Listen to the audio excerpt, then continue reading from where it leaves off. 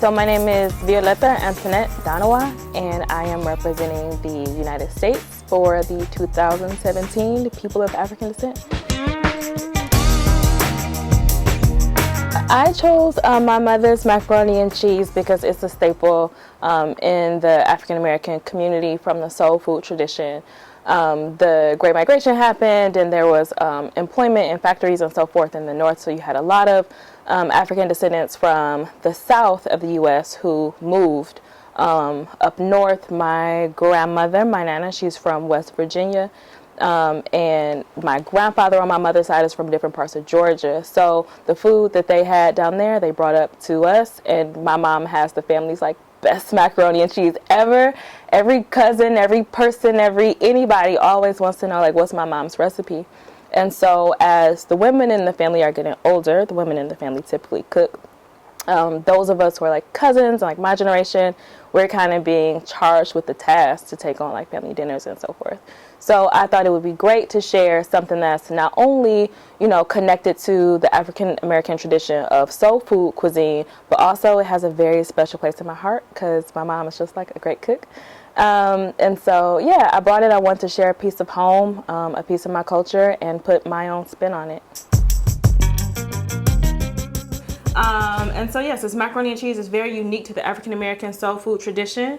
It moved with the people when you had black folk moving from down south to up north. So what I have right here, your main ingredient, typically American style, African American style macaroni and cheese, you'll have this is a noodle that's a lot thinner and longer. In our tradition, it'll be thicker and shorter for the heartiness, the home food comfortness about it.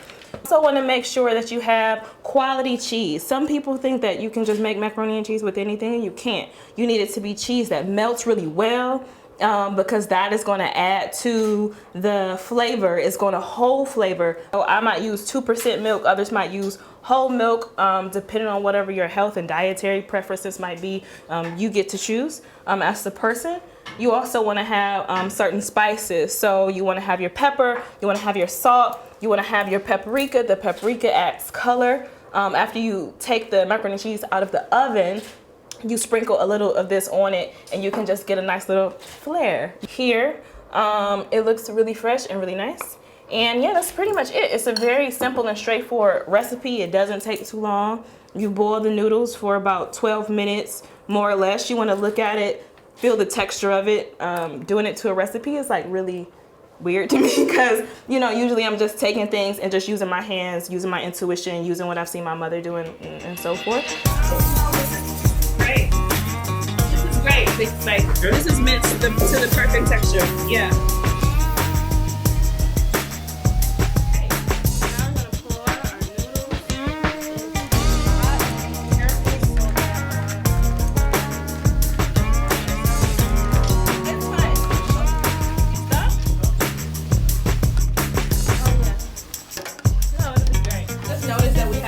Water. So you don't want to drown the noodles. You want the noodles to have access to air in some way. And then you let steam from your pot or from the top, the precipitation, come down and do some of the cooking for you. And if it's too much water and too much steam, it's at risk of getting soggy. And then you can't have any macaroni and cheese with sausage. That's actually hilarious because I would never think of Italy when I think of macaroni and cheese, even though I know pasta's from there. But the way that it is, I guess, that it's become a part of the African American soul food tradition, really, I couldn't tell you the full history. But what we do to it, I can tell you that. In Detroit, a lot of us, I'm sure other parts of the U.S., we use Lawry seasoning salt. It's kind of funny to bring that up here. But you do that to give it a very specific type of flavor. If you want it to seem like it came from a black family, I guess you can say. How's it feeling? Yeah. It's good. I like it. We just need some melted cheese. Okay. Have you ever tried to trace your root in Africa? That's interesting. It's really, really funny that you say that. Being somebody with parentage from the Americas, my mother is black and is from the United States. My father is black and he's from Panama City, Panama. And Panamanians are interesting because we have a very wide migration history. So my grandparents on both sides come from a mix of countries, Jamaica, Barbados, Trinidad, and they came over to help build the Panama Canal. And beyond that, beyond the islands, it's really been difficult to reach back. Again, for me, I take a lot of pride in my maternal side of the family having Southern roots. I mean, more or less.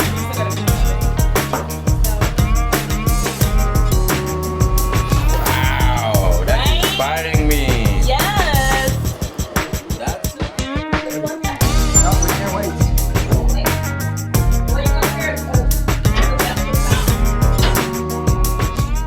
Okay, so what you see here is the paprika after the paprika crisping over the cheese. This is how it should finish. The paprika also has color. And so yeah, it looks like we're done. This is gonna be amazing. For a lot of Black people, there's a richness in that in some way, shape, or form, being like a pseudo proxy origin. I have not taken one of the DNA tests. Kind of like what I was mentioning earlier, my last name, I did go online and, you can do Ancestry.com and find certain records and Facebook groups and all the new age things. And a lot of people from the islands and the States are trying to find each other so we can trace whose great-grandparent might be related to this person's great-grandparent. What family trees does everybody have in their possession that we can kind of marry and put together. There was a document online that some of us found that showed that the last name Donawa, or if you're in a Spanish country, Donawa, is either linked to the Carib indigenous people, and the other side was that we're connected to directly descendants from Yoruba land, which is present-day Nigeria.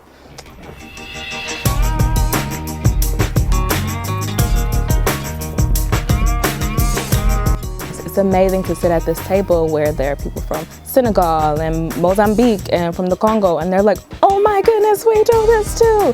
And so, I'm separated from my African descendant siblings for 400 years, and somehow you're telling me that across the Atlantic, you're doing the same thing I'm trying to remember and trying to reclaim and trying to do. I just think it's not a coincidence. I think that there is a common denominator that we have to, when we're talking about African descendant rights.